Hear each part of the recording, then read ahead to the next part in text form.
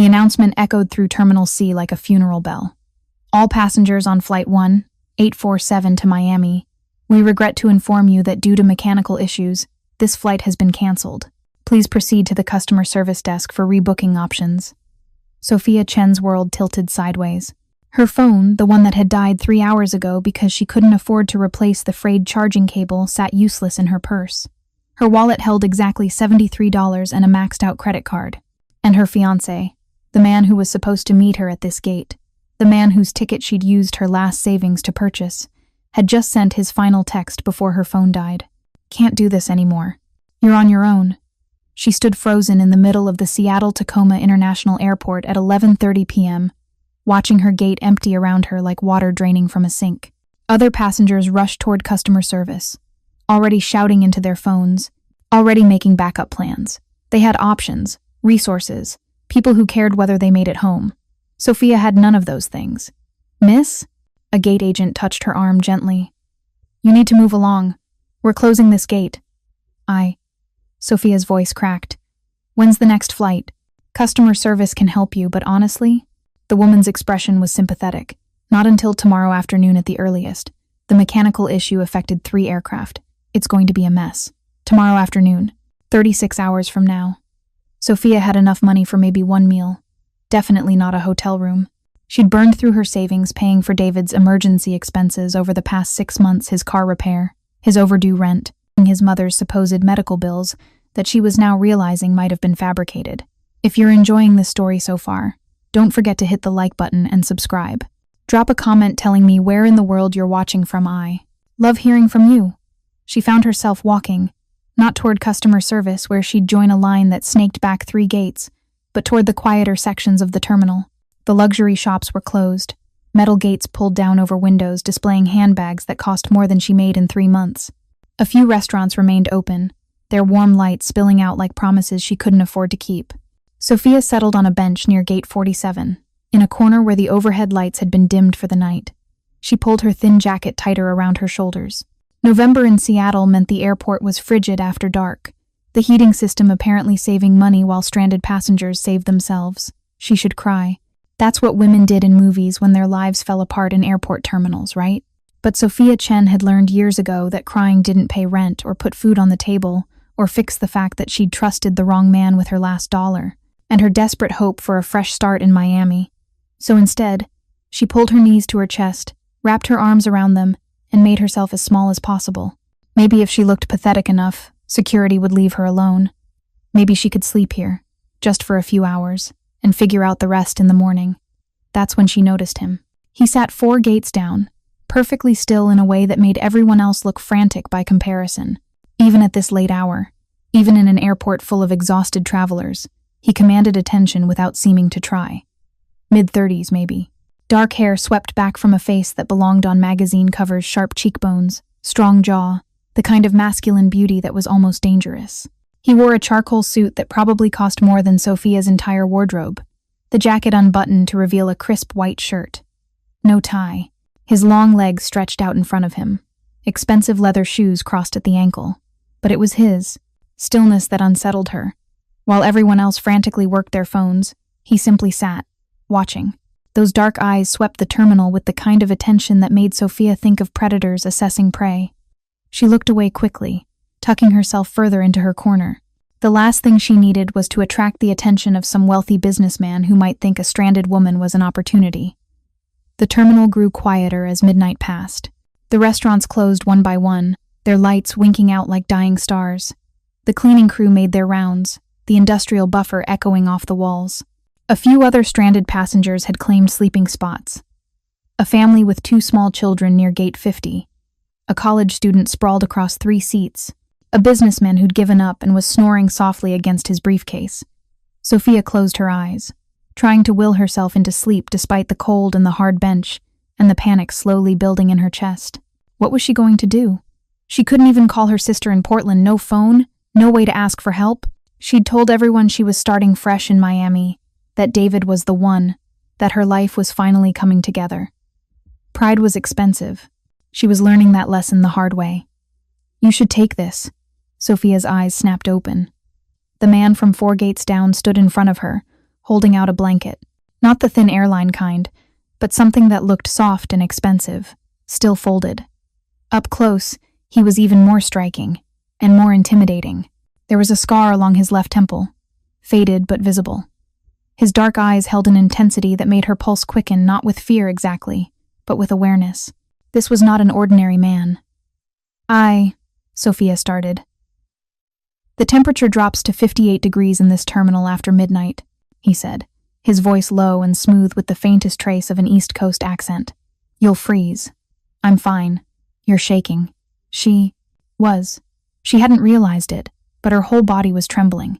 From cold or shock or the delayed reaction to David's abandonment, she couldn't tell. I don't need charity, Sophia said, hating how her voice wavered. Something flickered in his expression, not offense, but understanding. It's not charity. It's basic human decency. Some airports seem to strip away people. He set the blanket on the bench beside her. Keep it or don't. Your choice. He turned to walk away. Wait. Sophia didn't know what made her speak. Maybe it was the gentleness in his tone, despite his intimidating presence. Maybe it was the fact that he'd offered help without demanding anything in return. Thank you. He glanced back, and for just a moment, something softened in those dark eyes. You're welcome. I'm Sophia. A pause, then, Alessandro. Just the first name. Nothing more. Are you stranded too? In a manner of speaking. He tilted his head slightly, studying her. Though my situation is more complicated than a cancelled flight. Before she could ask what that meant, his phone buzzed. Alessandro pulled it from his pocket, glanced at the screen, and his entire demeanor changed. The softness vanished, replaced by something cold and dangerous. I have to take this, he said, already moving away. Stay warm, Sophia. She watched him stride toward the far end of the terminal, phone pressed to his ear, his free hand gesturing sharply as he spoke rapid Italian. Even from a distance, she could see the tension in his shoulders, the controlled fury in his movements. Sophia pulled the blanket around herself. It was cashmere, absurdly soft, and still warm from wherever he'd been keeping it. It smelled faintly of expensive cologne, cedar, and something darker, something that made her think of wealth and power and worlds she'd never be part of. She should have given it back, should have refused, but God, it was warm, and she was so tired, and for just this moment, she let herself accept kindness from a stranger named Alessandro, who looked at her like she was worth noticing. Sophia woke to chaos, shouting, running footsteps, the crackle of security radios. She bolted upright, the cashmere blanket falling to her lap, her heart hammering. Dawn light filtered through the terminal windows, painting everything in shades of gray and gold. The airport was waking up, coffee shops raising their shutters, early morning travelers dragging luggage toward their gates. But something was wrong. 3 men in dark suits stood near gate 45, speaking urgently into phones. They moved with coordinated precision, scanning the terminal, their hands resting near their jackets in a way that made Sophia's survival instincts scream danger. And Alessandro was gone. His seat 4 gates down sat empty. No trace that he'd ever been there except the blanket still wrapped around her shoulders. Sophia stood on shaky legs, folding the blanket carefully. She should go to customer service, try to, and figure out her situation. But something made her pause, watching those men in suits. They weren't airport security, wrong uniforms, wrong energy. They moved like predators hunting prey. One of them turned, his gaze sweeping the terminal. When his eyes landed on Sophia, they narrowed. He said something into his phone, never breaking eye contact with her. Ice flooded Sophia's veins. She started walking. Not running that would draw attention, but moving with purpose toward the nearest bathroom. Her mind raced. Why were they looking at her? What had she done? Unless they weren't looking for her specifically. Unless they were looking for anyone who'd had contact with Alessandro. The bathroom door swung shut behind her just as footsteps quickened in the corridor outside. Sophia locked herself in a stall, standing on the toilet seat, making herself invisible. Her breath came in short gasps. This was insane. This wasn't real life. Things like this didn't happen to girls from Portland who worked retail and made bad choices in men. Voices outside the bathroom. Male.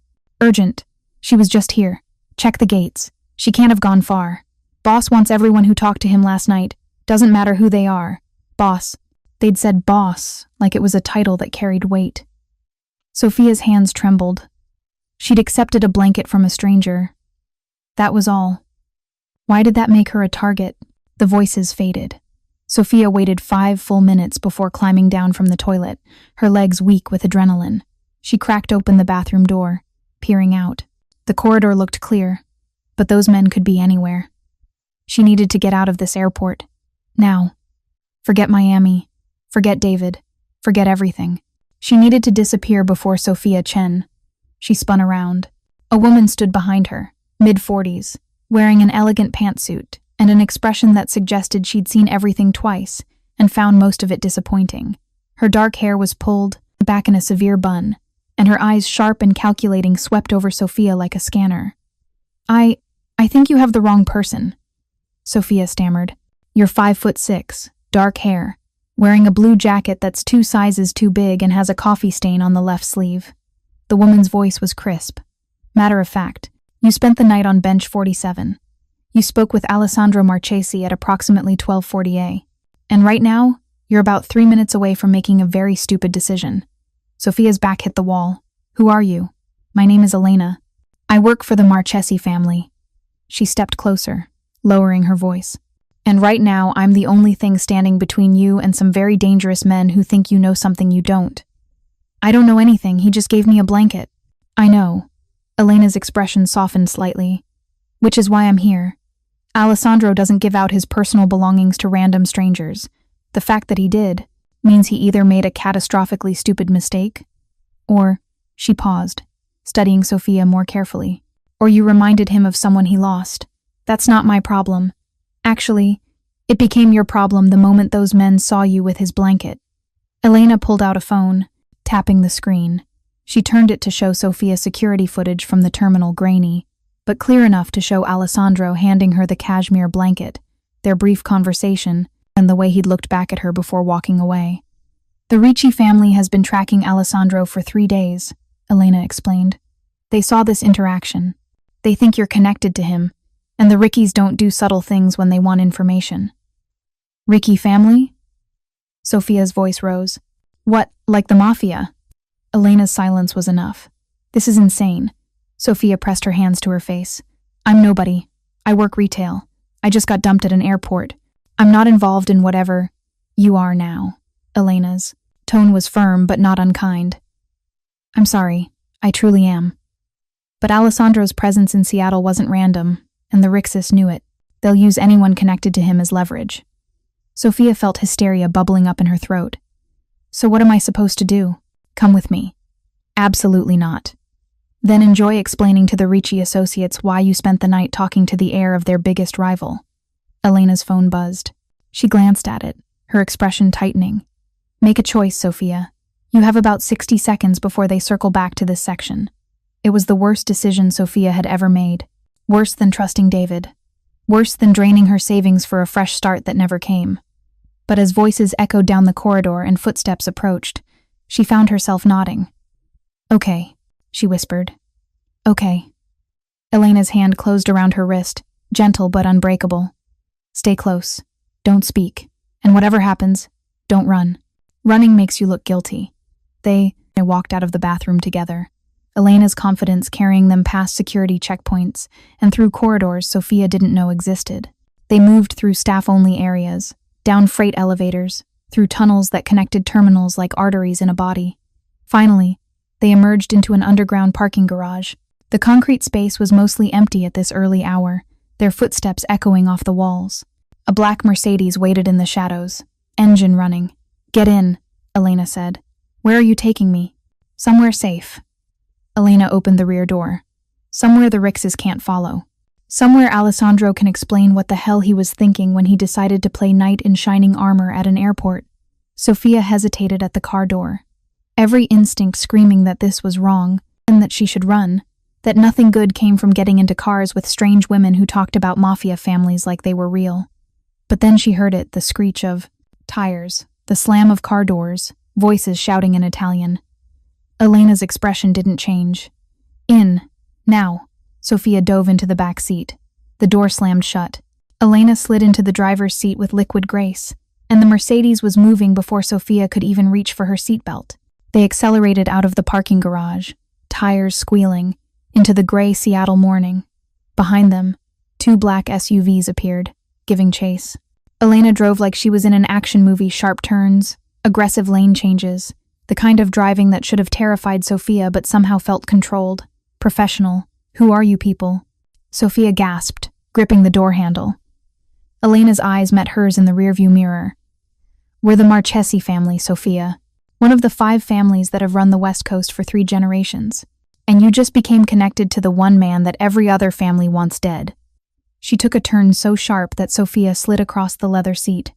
"Welcome to Alessandro's world. I hope you survive it." The Mercedes flew through Seattle streets, still quiet with dawn. Sophia watched the city blur past Pike Place Market, the waterfront, the Space Needle rising like a needle against gray clouds. Everything looked surreal, like she'd fallen into a movie and couldn't find the exit. Behind them, the pursuing SUVs were falling back. Elena's driving was too good, too precise. She knew these streets like she'd mapped them personally. "Where are we going?" Sophia asked, her voice barely steady. "Safe house, 20 minutes north." Elena's eyes flicked to the rearview mirror again. "And before you ask, no, you can't go home. The Rixis will have people at your apartment within the hour if they don't already. I don't even live in Seattle. I was supposed to fly to Miami." Sophia's voice broke. "This isn't my life. I'm not part of whatever this is. You are now." Elena's tone softened slightly. "I know it's not fair. But Alessandro broke protocol by interacting with you, and now you're a liability they'll want to exploit." "Alessandro." Sophia said his name like it might reveal something. "Who is he really?" A long pause. Then, "He's the heir to the Marchesi empire. His father runs everything from San Francisco to Vancouver. Alessandro was supposed to take over 5 years ago, but after his wife died, Elena stopped herself. He's complicated, dangerous, and apparently capable of catastrophically stupid decisions when a woman reminds him of Gabriella. His wife? She died in a car accident 3 years ago. Alessandro was driving. Elena's knuckles whitened on the steering wheel. He blamed himself, shut down emotionally, became colder, more ruthless. Until last night, I hadn't seen him show kindness to anyone since her funeral. Sophia wrapped Alessandro's cashmere blanket tighter around her shoulders. "He gave me this." "I know." Elena glanced back at her. "So congratulations, Sophia Chen. You somehow reached through 2 years of grief in 60 seconds of conversation." The weight of that statement pressed down on Sophia's chest. "I don't want this responsibility." Neither did he, but here we are. They left the city behind, heading north on I-5. The landscape changed to evergreen forests and glimpses of Puget Sound through the trees. Sophia watched mile markers pass, each one taking her further from the life she knew: shitty apartment, retail job, savings account with $17, and closer to something she couldn't even comprehend. Mafia families, heirs, rivals who chased you through city streets. This wasn't real. It couldn't be real. But the adrenaline still flooding her system said otherwise. "Alessandro will want to meet you," Elena said, as they took an exit toward a town called Everett. "He'll want to explain, apologize, probably try to fix this mess he's created." "I don't want to meet him," Sophia said flatly. "Too bad. You're about to." The safe house was actually a mansion perched on a cliff overlooking the Sound.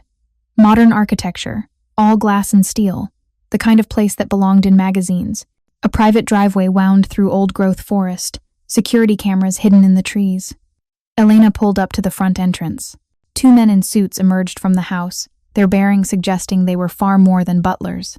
"Miss Chen," one of them said, opening her door. "Welcome. Mr. Marchesi is expecting you." "Of course he is," Sophia muttered. Inside, the house was stunning, floor-to-ceiling windows offering views of the water, minimalist furniture that probably cost more than cars, art on the walls that Sophia recognized from her community college art history class. Real art, museum-quality pieces. And there, standing by the windows with his back to her, was Alessandro. He'd changed clothes now, wearing dark jeans and a black sweater that emphasized his athletic build, but his posture was the same. Tense. Controlled. A man carrying weight that would crush anyone else. "You can leave us, Elena," he said without turning. "Alessandro, leave us." Elena gave Sophia one last look, part warning, part sympathy, and withdrew. The door clicked shut with a finality that made Sophia's pulse spike. Alessandro turned slowly, in the morning light streaming through the windows. He was almost unbearably beautiful, but it was a harsh beauty, all sharp edges and shadows. The scar on his temple looked more prominent. His dark eyes held exhaustion and something deeper, guilt, maybe, or resignation. "You shouldn't be here," he said. "This is my fault." "Which part?" Sophia's voice came out sharper than intended. "The part where you gave me your dead wife's blanket? Or the part where Mafia thugs chased me through an airport?" He flinched. Actually flinched. "Both. Who are you?" Sophia demanded. "Really?" "Alessandro Marchesi, heir to the Marchesi organization, son of a man who built an empire on violence and strategic manipulation." His voice, it was flat, reciting facts. "I run legitimate businesses, tech companies, real estate, import-export operations, and I run illegitimate ones, gambling, protection, certain political arrangements that keep the peace between families." He moved closer, and Sophia fought the urge to step back. "I was at that airport because the Ricci family called a meeting to discuss territory disputes. I was supposed to stay isolated, contained, playing by rules designed to keep family wars from spilling into public spaces." His jaw tightened. "And then I saw you on that bench, shaking from cold, trying so hard not to cry. And you looked exactly like your wife," Sophia finished. "Elena told me, not just looked like her physically, you had the same expression. This determination not to break, even when everything was falling apart." Alessandro stopped a few feet away. "Gabriella used to say that crying was a luxury she couldn't afford, that if she started, she'd never stop. I'm not her. No." Pain flickered across his face. "But for 60 seconds I forgot to be careful. I forgot that showing kindness makes you a target.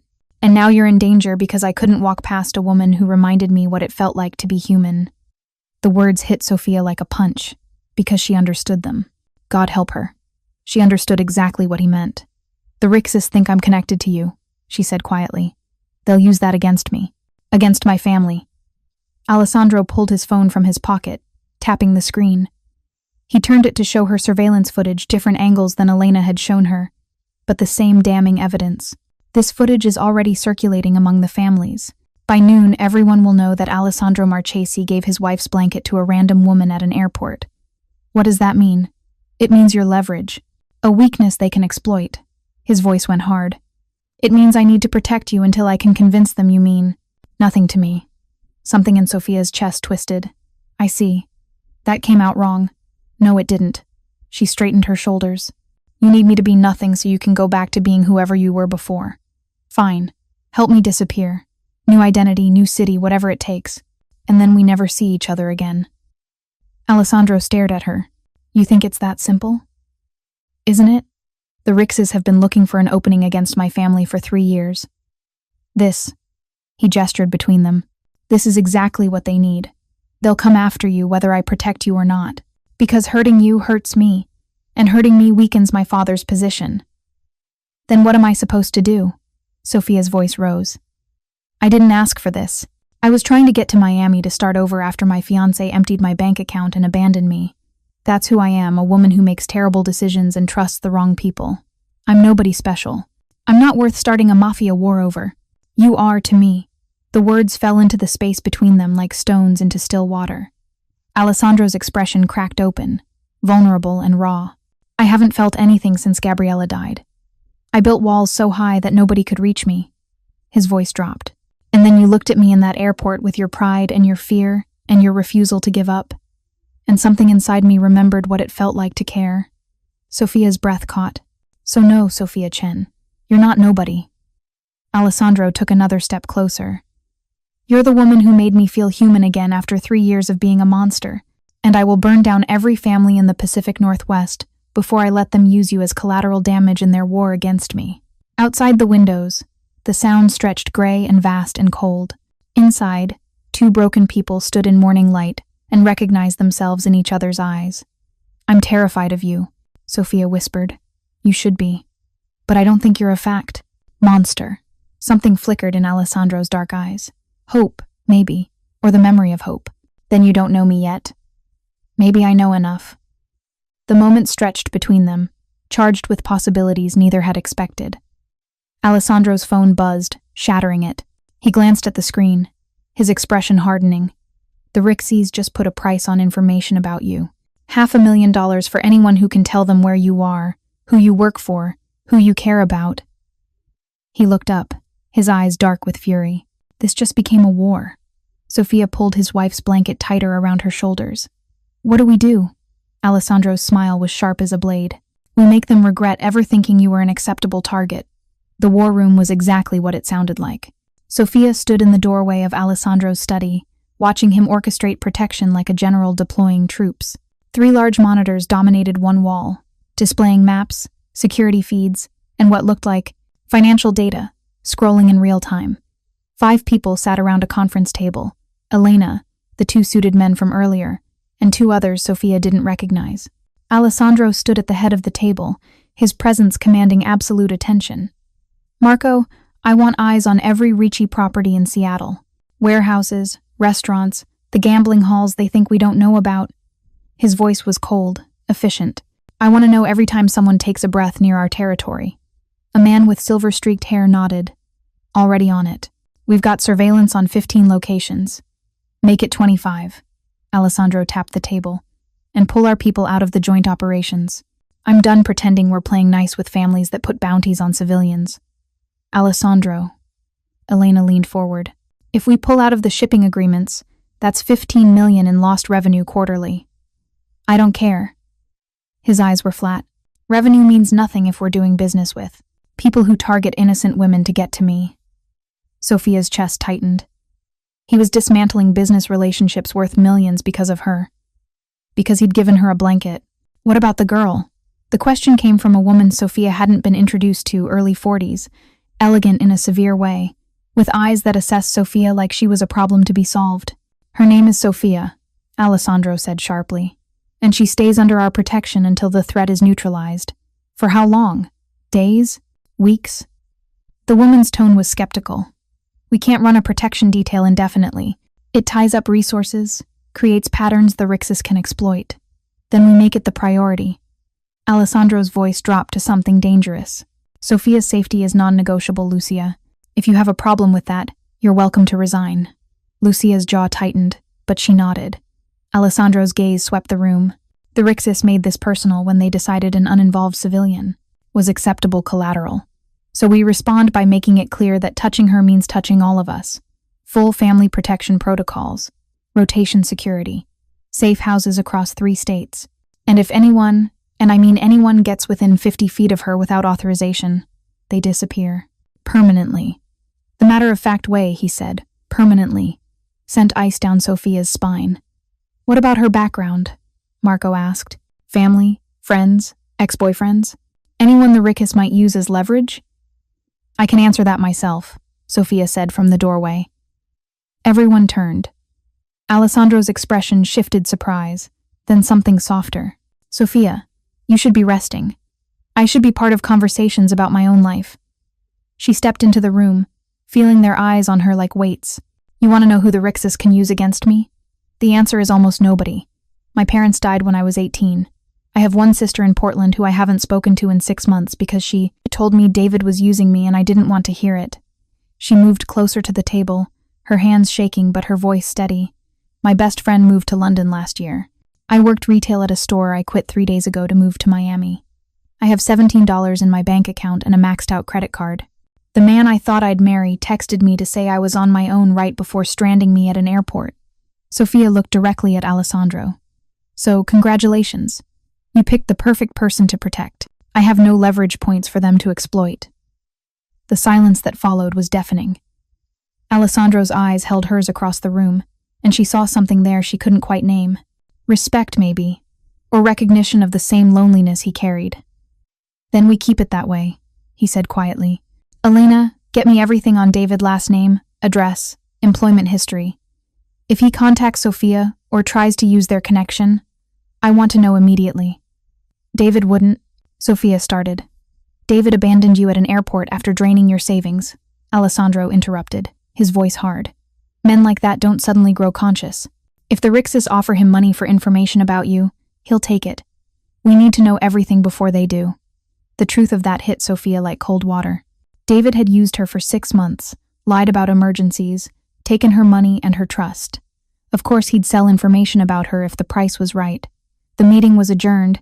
Alessandro said, "Marco, I want updates every 4 hours. Elena, stay. The rest of you know your assignments." The room cleared quickly, people moving with military efficiency. Within 60 seconds, only Alessandro, Elena, and Sophia remained. "You shouldn't have come down here," Alessandro said, moving to pour himself a drink from a crystal decanter. "This is my life you're reorganizing. I have a right to know what's happening. What's happening is that I'm trying to keep you alive." He turned, whiskey glass in hand. "The Riczes don't play games, Sophia. They'll use every connection, every weakness, every person you've ever cared about. I'm trying to make sure there's nothing for them to find. By making me a prisoner here, by keeping you safe." His voice rose slightly before he caught himself, forcing calm back into his tone. "You think I want this? You think I enjoy turning my home into a fortress and deploying my best people to watch over someone who looks at me like I'm a monster? I never said. You don't have to say it. I can see it in your eyes." Alessandro set down his glass with deliberate control. "And you're right to be afraid. But your fear doesn't change the fact that the Riczes put a bounty on you. That half the criminal underworld is looking for information about the mystery woman Alessandro Marchesi gave his dead wife's blanket to.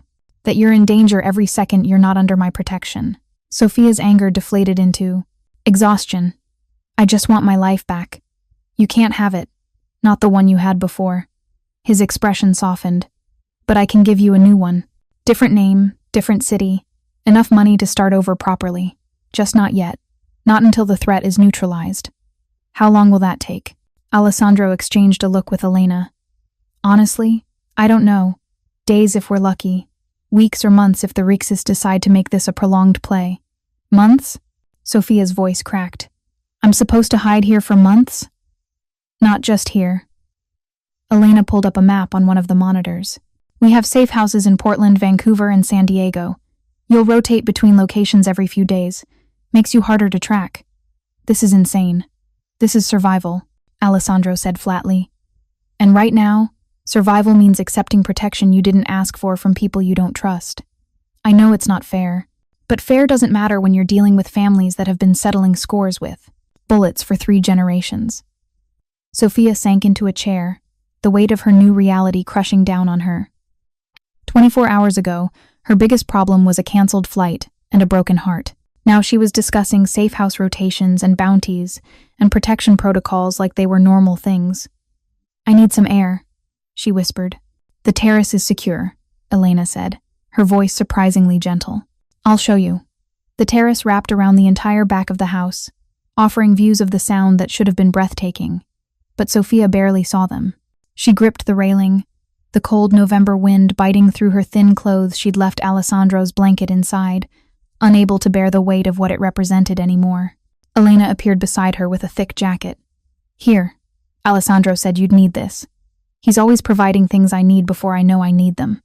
It's what he does. He plans, anticipates, controls." Elena leaned against the railing. "It's how he survived losing Gabriella. If he controls everything, nothing unexpected can hurt him. Except I was unexpected. You were." Elena smiled slightly. "And it's terrifying him, though he'd never admit it." Sophia pulled on the jacket, also expensive, also perfectly her size. "How did his wife die?" "You said a car accident, but there's more to it, isn't there?" Elena was quiet for a long moment. Then, Gabriella wanted out. She'd grown up in this life. Her father ran the East Coast operations, but after they married, she started seeing the cost. The violence, the moral compromises, the way it consumed everything. She gazed out at the water. She asked Alessandro to leave with her, to walk away from the family business, move somewhere quiet, start over. He was actually considering it, had started making plans. And then, what happened? His father found out. Elena's voice went cold. "Vincenzo Marchesi doesn't tolerate betrayal, even from his own son. He ordered a hit. On Gabriella. Made it look like an accident. Brake lines cut, just like that. Alessandro was supposed to be driving alone that day, but Gabriella surprised him, said she wanted to spend time together before he left for a business meeting." Sophia's hands tightened on the railing. His own father killed his wife? Ordered it done. Probably didn't expect Gabriella to be in the car. But when Alessandro survived and she didn't, Vincenzo didn't apologize. He said it was a lesson about loyalty, about the cost of trying to leave. That's monstrous. That's the Marchesi family. Elena looked at her directly. And that's who Alessandro will become if he takes over. Unless something changes him first. You think I can change him? I think you already have. He hadn't shown emotion since losing Gabriella. Hasn't deviated from protocols. Hasn't taken unnecessary risks or protected someone who wasn't family. Elena smiled. And then he gave you Gabriella's blanket. That's not nothing, Sophia. It's also not my responsibility to fix him. No one's saying it is. But maybe. Elena paused, choosing words carefully. Maybe you both needed someone to remind you that you're worth saving. Before Sophia could respond, her stomach growled loudly. She hadn't eaten since the airport candy bar 24 hours ago. Elena laughed. Come on, let's get you fed. Alessandro's actually an excellent cook when he's not orchestrating protection details. The kitchen was enormous professional-grade appliances, marble countertops, a refrigerator that could feed an army. Alessandro stood at the stove, sleeves rolled up, efficiently chopping vegetables with the precision of someone who'd done this 1,000 times. He looked up when they entered. Hungry? Starving, Sophia admitted. I'm making pasta primavera. He worked efficiently at the stove. Hope you like Italian food, said a man who couldn't feed himself was dependent on others, and Marcheses don't depend on anyone. Except each other, Sophia said, remembering what Elena had told her earlier. Alessandro's hand still. Except each other, he agreed quietly. Elena excused herself, leaving them alone in the kitchen. The silence stretched, filled only by the sound of water boiling and a knife against the cutting board. I'm sorry, Sophia said finally. About your wife. About what your father did. About all of it. Don't apologize for things that aren't your fault. Alessandro's voice was controlled, but she heard the pain underneath. I made my choices. I stayed in this life even after I knew what it cost. That's on me. You were grieving. I was a coward. He looked up, his dark eyes holding hers. I could have left, could have walked away, exposed everything, burned it all down in her memory. Instead, I stayed, and became exactly what she feared I'd become, a weapon instead of a man. He returned to chopping, the movements almost violent. So no, Sophia, you shouldn't apologize to me. If anything, I should be apologizing to you for dragging you into this nightmare because I was stupid enough to feel something human for the first time in 3 years. Sophia moved closer to the counter. What if I don't want your apology? He looked up, surprised. What if... She took a breath. What if I'm tired of everyone treating me like I'm fragile? Like I can't handle difficult truths or complicated people or danger? My whole life, people have underestimated me. David, my sister, my boss at work, they all assumed I was weak because I was kind. She met Alessandro's gaze. But I'm not weak. I survived my parents dying. I survived David's manipulation. I survived getting stranded at an airport with $73 to my name. And I'll survive this too. Alessandro set down the knife slowly. You're angry. I'm furious. The words burst out of her. I'm furious that David used me. That the universe keeps throwing impossible situations at me. That I can't have one thing go right without it being destroyed. Her voice cracked. And I'm furious that the first man in years who's shown me genuine kindness turns out to be a Mafia heir who might get me killed just by giving me a blanket. Sophia, but I'm also... She forced herself to continue. I'm also grateful. Because you didn't have to help me. You could have walked past me in that airport. Could have ignored me. Could have left me to freeze and figure things out on my own. But you didn't. Tears burned her eyes, but she refused to let them fall. So I don't know what I'm supposed to feel about you, Alessandro Marchesi. Terrified? Grateful? Angry that you've complicated my life? Relieved that I'm not alone? He crossed the distance between them in 3 strides. For a moment, she thought he might touch her, pull her close, offer comfort. Instead, he stopped just short, his hands flexing at his sides like he was fighting the urge. You're supposed to survive, he said, his voice rough. That's all that matters. You survive this. And when it's over, you get your new life. Fresh start, no complications, no Mafia heir watching over your shoulder. And what about you? I go back to what I was before, cold, controlled. Safe. The word came out bitter. It's better that way. For everyone. Is it? Alessandro's jaw tightened. It has to be. The pasta water boiled over, breaking the moment. Alessandro turned back to the stove, his movements mechanical as he added the linguine. Sophia watched him cook, seeing the careful control in every gesture. The way he kept himself contained like a bomb that might explode if jarred wrong. My grandmother used to say, Sophia spoke quietly. She used to say that the people who protect themselves the hardest are the ones who've been hurt the worst. Alessandro's hands stilled on the pasta spoon.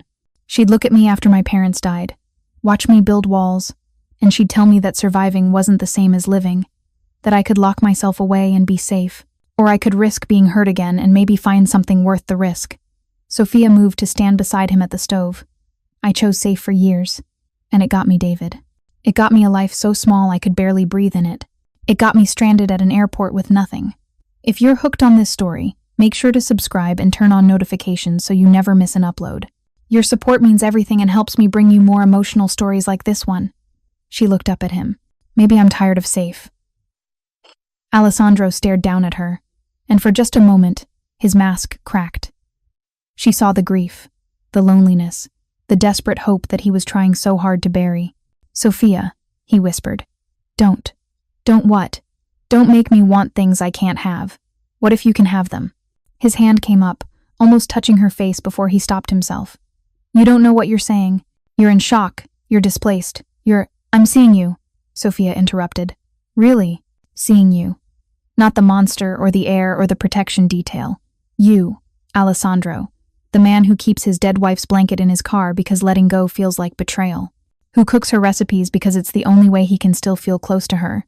Who gave a stranger warmth when he had none left for himself. Stop. Why? Because it's true? She reached up, and this time she did touch him, her hand resting against his jaw. You're trying so hard to be cold, Alessandro, but you're failing, and I think that terrifies you more than the Ricci ever could. For 3 heartbeats, he stood frozen. Then his control shattered. Alessandro pulled her against him, his lips finding hers with desperate intensity. The kiss was nothing like she'd imagined, not gentle or tentative, but raw and hungry and full of 3 years of grief and loneliness finally finding release. Sophia's hands fisted in his sweater, pulling him closer, kissing him back with her own desperation. She tasted salt tears, though she couldn't tell whose, and the faint bite of whiskey and something deeper, something that tasted like coming home after years of wandering. When they finally broke apart, both breathing hard, Alessandro rested his forehead against hers. This is a mistake, he whispered. Probably. I'm going to hurt you. Maybe. The Ricci will use this against us. Let them. Sophia's hands slid up to frame his face. I'm tired of letting fear make my decisions, Alessandro. I'd spent too long accepting less than I deserved. Her thumbs traced his cheekbones. But I'm not afraid of you. I should be. God knows I should be. But when I look at you, all I see is someone who understands what it's like to lose everything and keep going anyway. Alessandro's hands tightened on her waist. You make me want to be better than I am. You already are better. You just haven't seen it yet. Sophia, the kitchen door burst open. Elena stood there, her face pale. Alessandro, we have a problem. He released Sophia immediately, his mask slamming back into place. What kind of problem? The Ricci just hit your father's restaurant in San Francisco, burned it to the ground. Elena's voice was tight, and they left a message. They said this is what happens when you protect strangers over family. They want Sophia handed over, or the attacks continue. The temperature in the room dropped 10 degrees. Alessandro's entire demeanor changed. The man who'd been kissing her seconds ago vanished, replaced by something cold and lethal. When? 20 minutes ago. 3 people hospitalized with smoke inhalation. Your father is calling for blood, Alessandro. He wants you to give up the girl or eliminate the threat permanently. No. The word came out flat. Final. Alessandro. I said no. He moved toward Elena, his posture predatory. My father doesn't give me orders anymore, and the Ricci just made their biggest mistake. What are you going to do? Alessandro's smile was terrifying. I'm going to show them why making threats against anyone under my protection is a death sentence. Not literally, he added, seeing Sophia's expression. But by the time I'm done, the Ricci family will wish I'd just killed them. It would be kinder. He pulled out his phone, already making calls. Marco, I need you to pull everything we have on Ricci operations. I want tax records, business licenses, every shell company and offshore account. I want ammunition, and I want it in the next 6 hours. He paused, listening. I don't care what it costs. The Rixes just escalated to property damage and endangered civilians. That breaks every agreement between the families, which means the gloves are off. He ended the call and turned to Sophia. His eyes were dark with fury, but when he spoke to her, his voice was gentle. This isn't your fault. They burned down your father's restaurant because of me. They burned down a restaurant because they're desperate and stupid. Alessandro moved closer. The Rixes have been losing territory for 2 years. They're hemorrhaging money. This isn't about you, Sophia. You're just the excuse they're using to start a war they've been planning anyway. That doesn't make me feel better. It should. He reached out, tucking a strand of hair behind her ear. Because it means this was inevitable. And if it's inevitable, then at least it's happening on my terms, protecting someone worth protecting, instead of over drug routes or gambling territories. Elena cleared her throat.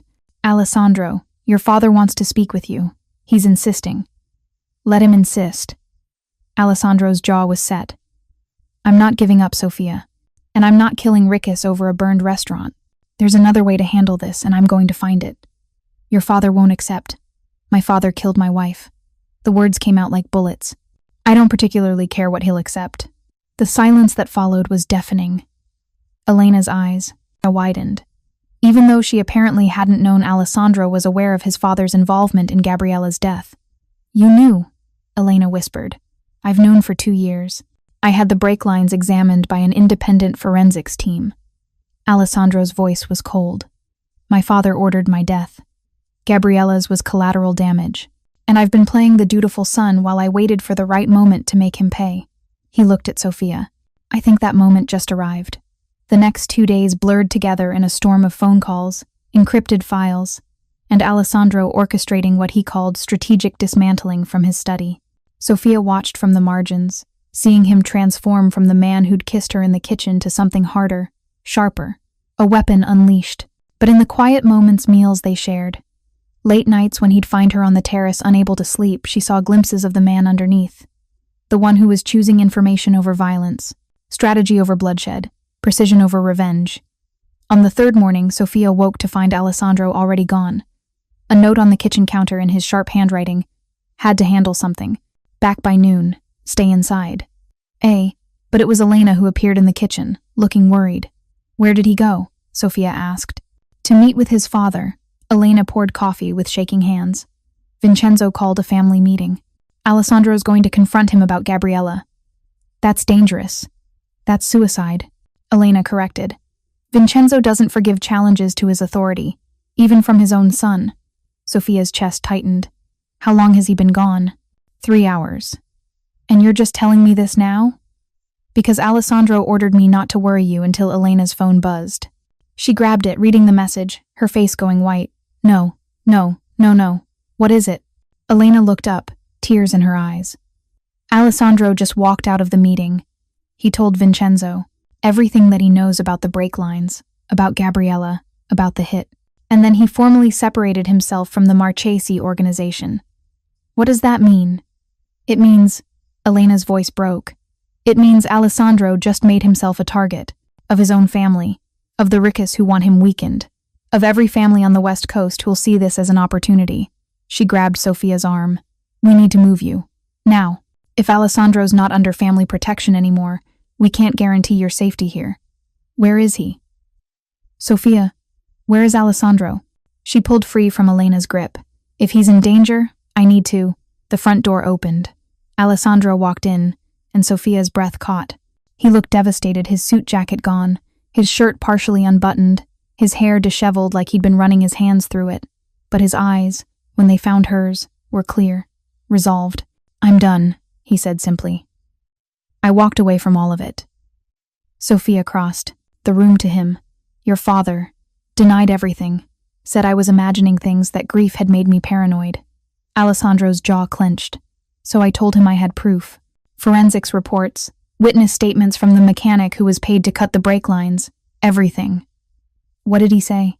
He said Gabriella was weak, that she would have destroyed everything we'd built, that her death was necessary. Alessandro's voice cracked. He said it with no remorse, Sophia. Like he was talking about eliminating a business competitor, not murdering his daughter-in-law. Sophia pulled him close, and he collapsed against her.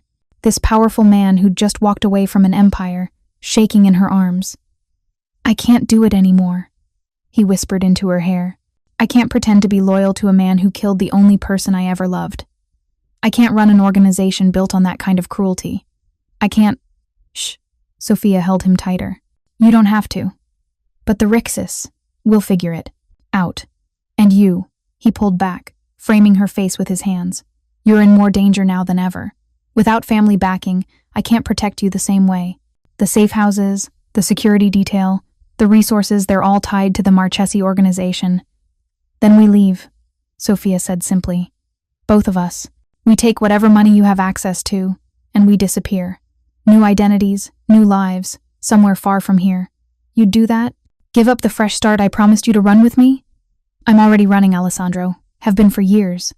She touched his face, feeling the stubble rough against her palm. "At least this time, I'd be running towards something instead of away from it." His eyes searched hers. "You barely know me. I know enough. I know you chose truth over power. I know you walked away from everything rather than serve a man who murdered your wife. I know you've been protecting me at great cost to yourself." She smiled slightly. "And I know you kiss like a man who's been drowning and just found air." "Despite everything," Alessandro laughed. "It was broken and raw, but real. You're insane. Probably. Seems to be my type." He kissed her then, softer than before, but no less desperate. When they broke apart, Elena was still standing there, looking between them with an expression Sophia couldn't quite read. "You're serious about this," Elena said. "Both of you." "I am," Alessandro confirmed. "Then you're going to need help." Elena pulled out her phone. "I know people. Real people. Not family connected. People who owe me favors. I can get you documents, transportation, a head start before Vincenzo realizes you're actually gone." "Elena, don't." She held up a hand. "I watched Gabriella die too, Alessandro. I was at the funeral. I saw what it did to you. And if you're finally choosing to live instead of just survive, I'm going to help you do it." Alessandro pulled Elena into a fierce hug. "Thank you. Don't thank me yet. We still have to survive the next 24 hours. She released him, already moving into operational mode. "The Rixis are going to hear about your split from Vincenzo within hours. They'll move fast to capitalize on your vulnerability. We need to be faster." "What's the plan?" Sophia asked. Elena looked at her with newfound respect. "You really want in on this? It's my life too." "All right then." Elena pulled up a map on her phone. "Here's what we're going to do." Section 6. The complication. The next 6 hours moved with military precision. Elena coordinated everything: fake passports, plane tickets under assumed names, cash withdrawn from accounts Alessandro had been quietly setting up for months. Apparently, he'd been planning to leave the family long before Sophia appeared. She'd just given him a reason to actually do it. They packed light, 1 bag each. Alessandro insisted Sophia take Gabriella's blanket. "She'd want you to have it," he said, folding it carefully into her bag. "She always said that warmth was meant to be shared, not hoarded." By sunset, they were ready. The plan was simple: drive to Portland, catch a red-eye to Mexico City, then disappear into Central America. Alessandro had contacts there, people outside the family networks. They could hide for months while the territorial disputes played out, wait until the heat died down. But 30 minutes before they were supposed to leave, everything fell apart. Marco burst through the door, his face grim. "We have a problem." Alessandro's hand went to the gun he'd tucked into his waistband. Sophia had watched him arm himself, the gesture so casual it scared her. "What kind of problem?" "The Rixis. They grabbed someone." Marco pulled up a photo on his tablet. They took David Chen. Sophia's ex-fiancé. Sophia's blood turned to ice. "What?" "They must have traced your connection somehow. Found out he was your ex, tracked him down in Miami." Marco's voice was grim. "They're holding him at one of their warehouses, and they sent a message." He turned the tablet to show a video. David, zip-tied to a chair, his face bruised and bloody. A man in an expensive suit stood beside him, speaking directly to the camera. "Alessandro Marchesi, we know you think you've walked away, that you're done playing family games." The man's smile was cold, but nobody walks away. Your father taught us that lesson years ago when he killed your wife for trying to leave. Sophia gasped. They knew. The Rixis knew about Vincenzo's role in Gabriella's death. The man continued. So here's the deal. You give us the girl Sophia Chen and we let her ex-boyfriend live. You don't, and we start sending him back to her in pieces. You have 4 hours to decide. The video cut out. Sophia couldn't breathe. David had abandoned her, stolen from her, broken her heart. But she'd never wanted him dead, never wanted him tortured because of her. It's a trap, Elena said immediately. They want you to bring Sophia to them. They'll kill you both. I know. Alessandro's voice was cold. Which is why I'm going alone. No. Sophia grabbed his arm. You can't. I'm not trading your life for his. Alessandro's dark eyes met hers. But I can't let them kill him either. Not when he's only in danger because of his connection to you. Alessandro, I have a plan. He turned to Marco. I need you to call Anthony Ricci. Not Sal. Not the father. Anthony, the youngest son. Marco blinked. Why Anthony? Because Anthony's been trying to go legitimate for 2 years. He's taking business classes at USC, trying to build real companies instead of relying on family operations. Alessandro's mind was clearly racing. He doesn't want war. He wants stability. And I'm going to offer him something he can't refuse. What could you possibly offer that's worth Sophia's safety? Elena demanded. Information. Alessandro pulled out his phone, scrolling through files. I've been documenting everything for years. Every bribe, every political connection, every dirty deal the Marchesi family has made. I was going to use it against my father eventually. Instead, I'm going to give it to Anthony. He looked up. The Marchesi organization is worth 300 million, but it's all built on secrets and leverage. If that information goes public, the whole empire collapses. Vincenzo goes to prison. His associates scatter. Everything falls apart. You'd destroy your own family? Marco's voice was awed. They're not my family anymore. Not after what my father did. Alessandro's jaw set. I'm offering Anthony the chance to take over the West Coast operations with no competition. All the Marchesi territory, all the connections, all the power, free and clear. In exchange for what? Peace. A guarantee that he leaves Sophia alone. That he calls off the hit, releases David, and backs off completely. Alessandro looked at Sophia. He gets to be the undisputed power on the West Coast, and I get to disappear with past. You. Everyone wins. Except your father, Elena said quietly. Especially my father. Alessandro's smile was sharp. This is poetic justice. He killed Gabriella to keep me in line, to make sure I stayed loyal to the family. Instead, her death is going to be the reason I burn everything he built to the ground. Sophia's chest ached. Alessandro, this is your legacy. Your family's empire. Are you sure? It was never my legacy. He cupped her face gently. It was my prison, and Gabriella died trying to help me escape it. If I can finally finish what she started, destroy the thing that killed her, and save your ex-boyfriend in the process? He smiled. That's not a sacrifice. That's redemption. Elena cleared her throat. I hate to interrupt this moment, but we're on a timeline.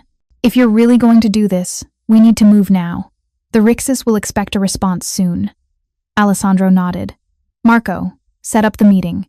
Neutral territory somewhere public enough that they can't just shoot me on sight.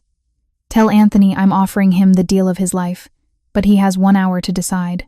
After that, all this information goes to the FBI and the media, and everyone goes down together. That's a suicide play if they don't accept, Marco warned. Then they'd better accept. Alessandro turned to Sophia. You're going with Elena. She's taking you to a backup safe house, somewhere not connected to the Marchesi network. If this goes wrong, don't say that. If this goes wrong, he continued firmly, Elena has instructions. Money, documents, connections. She'll make sure you get out. I'm not leaving you. You have to. His hands tightened on her face.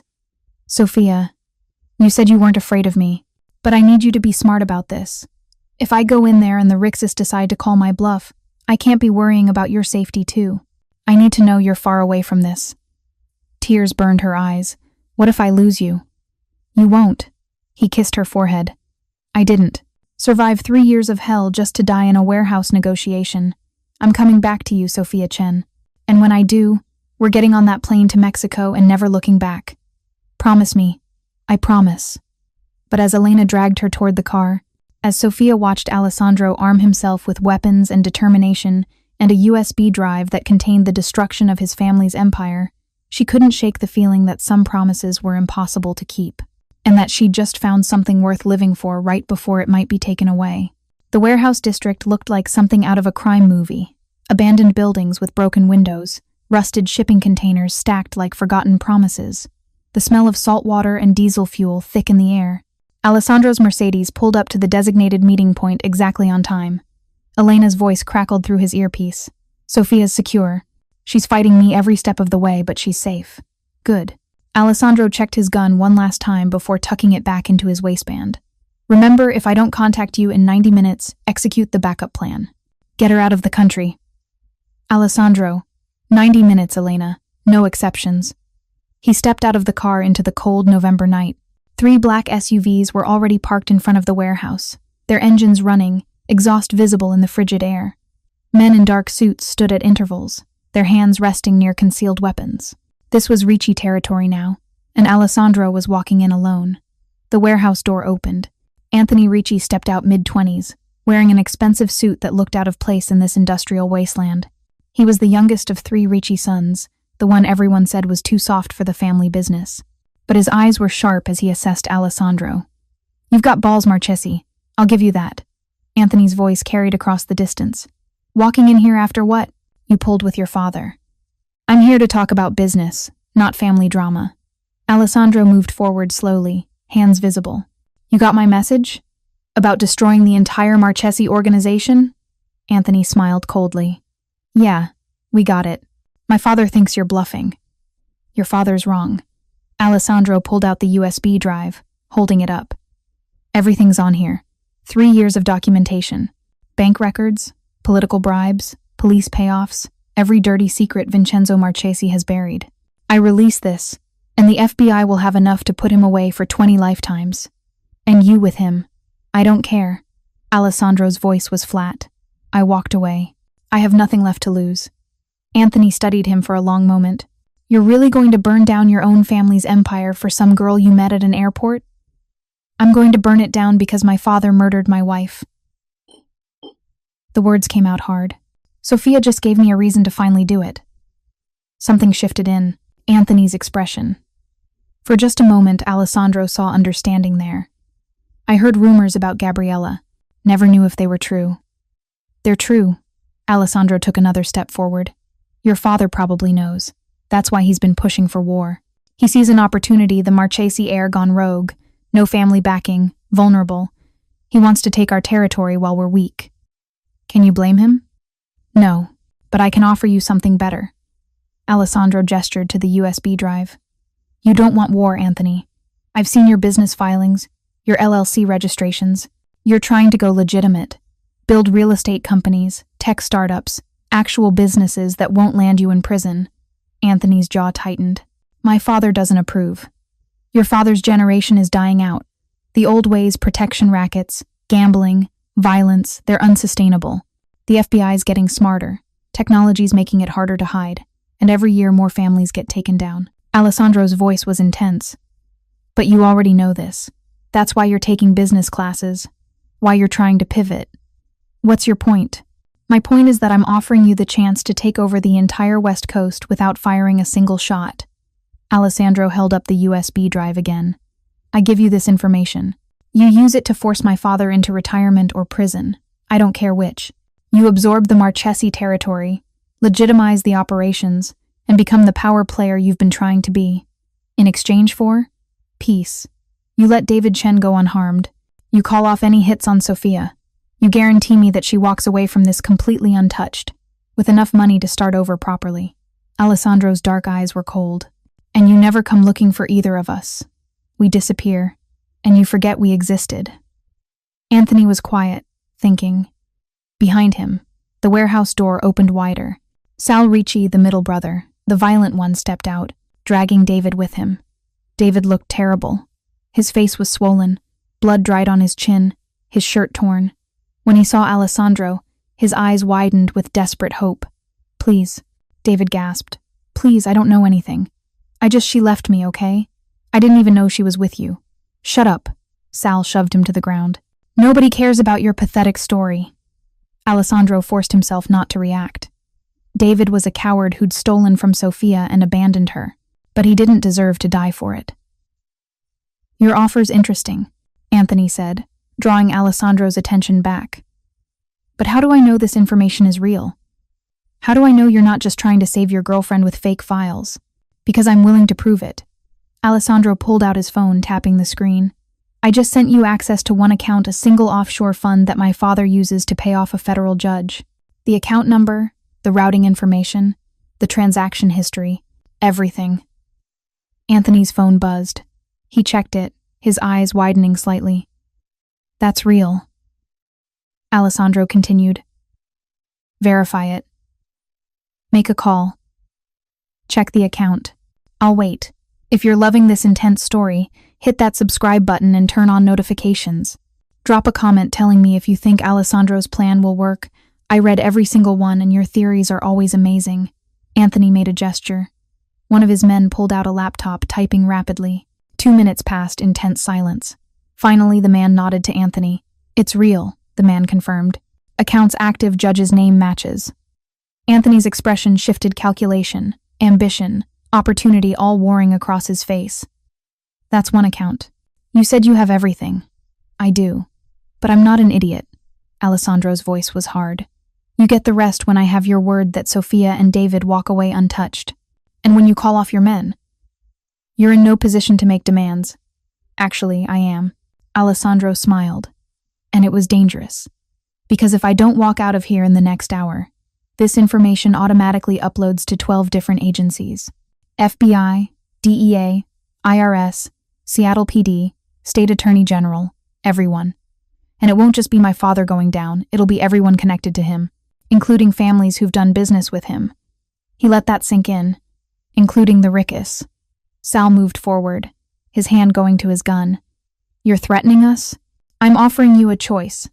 Alessandro didn't flinch. Take the information, take the power, build the empire Anthony actually wants to build. Or kill me and watch everything burn down together. Your call.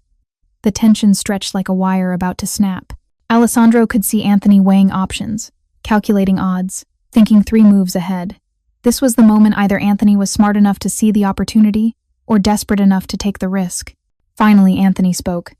Sal, let the boyfriend go. What? Sal turned to his brother. Anthony, you can't be serious. I'm dead serious. Anthony's voice carried authority Alessandro hadn't heard before. Let him go. Now.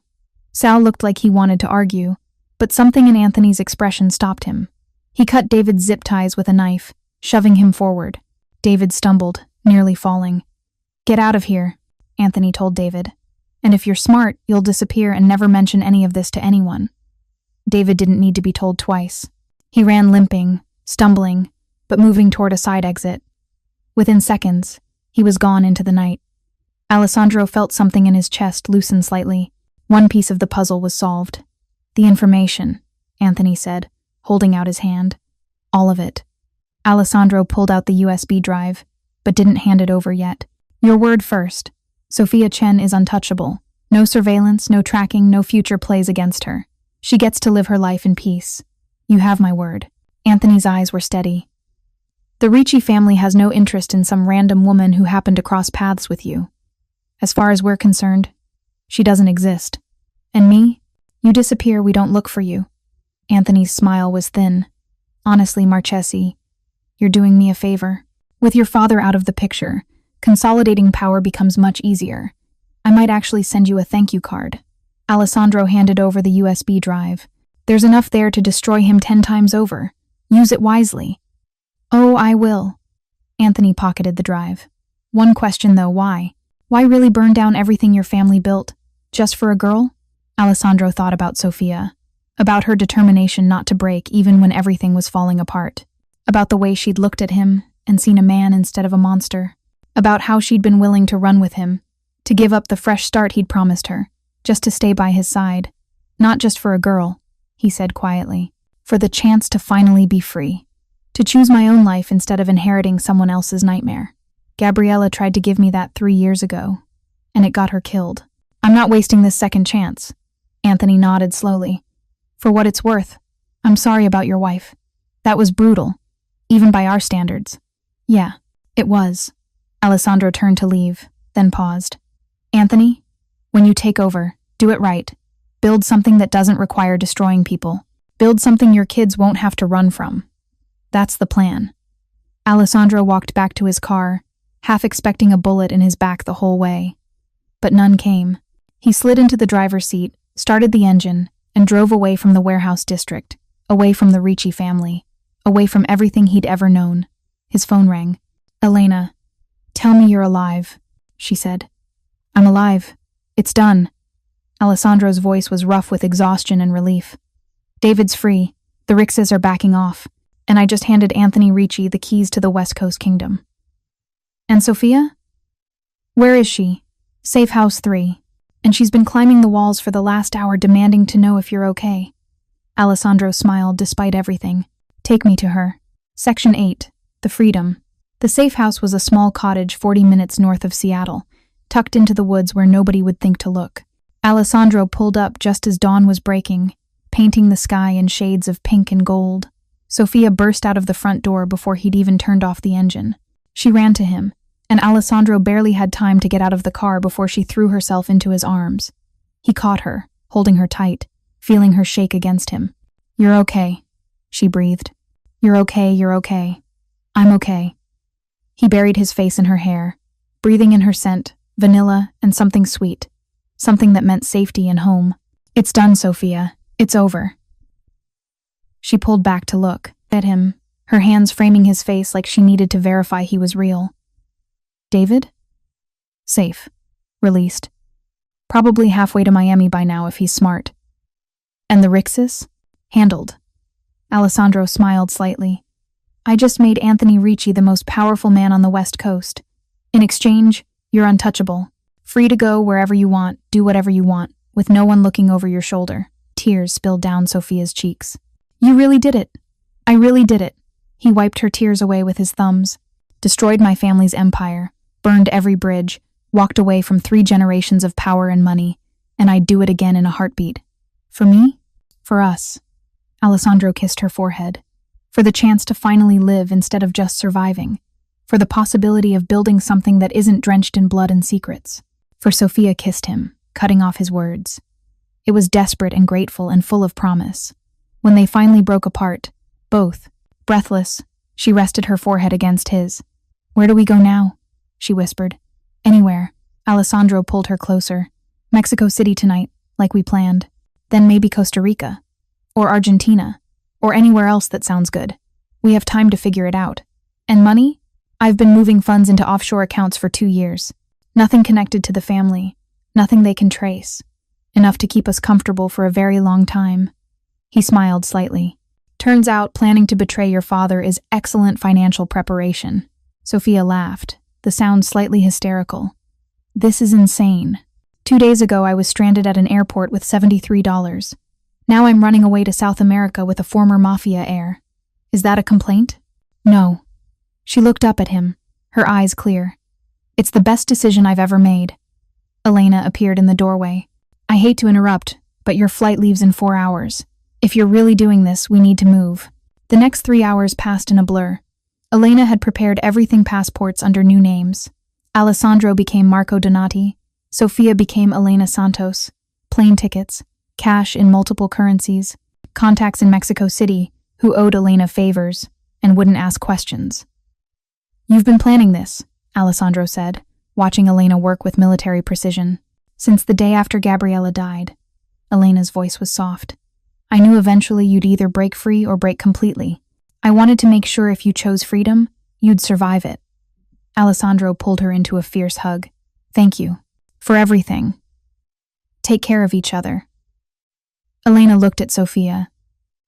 And you don't let him brood too much. He's got a tendency to get lost in his head. I'll keep him grounded, Sophia promised. They left the safe house as the sun climbed higher. Elena drove them to a private airstrip where a small plane waited, nothing fancy, but reliable. The pilot asked no questions, just nodded. when Alessandro handed over the cash payment. As the plane lifted off, Sophia pressed against the window, watching Seattle fall away below them. The city where she'd been stranded, where her life had fallen apart, where she'd met a stranger who'd given her his dead wife's blanket and changed everything. Regrets? Alessandro asked, watching her. Sophia turned to him, taking his hand. Not one. Not even David? The life you were supposed to have in Miami? That life was never real. It was built on lies and desperation. She squeezed his hand. This us might be crazy and dangerous and completely unpredictable. But it's real, Alessandro. It's the first real thing I've had in years. He raised her hand to his lips, kissing her knuckles gently. I can't promise you easy, Sophia. My father's going to be furious when he realizes what I've done. There might be people looking for us. We might have to keep moving, keep changing names. I don't care about easy. Sophia leaned against his shoulder. I care about honesty, about choosing each other every day, about building something that's ours, not inherited or expected or forced. Then that's what we'll do. Alessandro wrapped his arm around her. We'll find a little place in Mexico City. Maybe I'll teach you Italian. You can finally charge your phone, he added with a smile. Start fresh properly. And then we live, Sophia. We wake up every morning and choose this life. We make mistakes and fix them. We figure out who we are when we're not running or hiding or trying to survive. His voice was soft. We give each other the life Gabriella wanted for me, the life you deserved before David stole it from you. Sophia tilted her head up to kiss him. I love you, she whispered against his lips. I probably shouldn't yet. It's too fast, too intense, too everything. But I do. Alessandro's eyes were bright with emotion. I love you too. From the moment I saw you on that bench, refusing to cry even though your world was ending. You reminded me what strength looks like. The plane carried them south, toward sun and warmth and a future they'd write themselves. Behind them, Seattle and its secrets faded into memory. Ahead lay Mexico City, possibility, and the terrifying, exhilarating freedom of choosing your own destiny. 3 months later, a postcard arrived at Elena's office in Seattle. No return address, postmarked from somewhere in South America. The image showed a beach at sunset, the sky painted in impossible colors. On the back, in Alessandro's sharp handwriting, "We're happy. Thank you for making this possible." M&E Elena smiled, tucking the postcard into her desk drawer. In the months since Alessandro had walked away, Anthony Ricci had indeed taken over the West Coast operations. Vincenzo Marchesi was under federal investigation, his empire crumbling under the weight of Alessandro's evidence. The families were restructuring, territories were being redrawn, and for the first time in 3 generations, there was talk of actually going legitimate. Alessandro had burned it all down, and from the ashes, something better was growing. Elena hoped, wherever he and Sophia were, they were finally at peace. The end. Thank you so much for watching this emotional journey. If this story touched your heart, please hit that like button and subscribe to the channel. It helps me create more content like this for you. Drop a comment below telling me what you thought of Alessandro and Sophia's story. Did they make the right choice? What do you think happens next in their new life? Turn on notifications so you never miss when I upload new stories. I have so many more dramatic romances, suspense thrillers, and emotional tales coming your way. Your support means everything to me. Until next time, remember sometimes the bravest thing you can do is walk away from everything you know and choose the life you actually want. See you in the next story. Retry.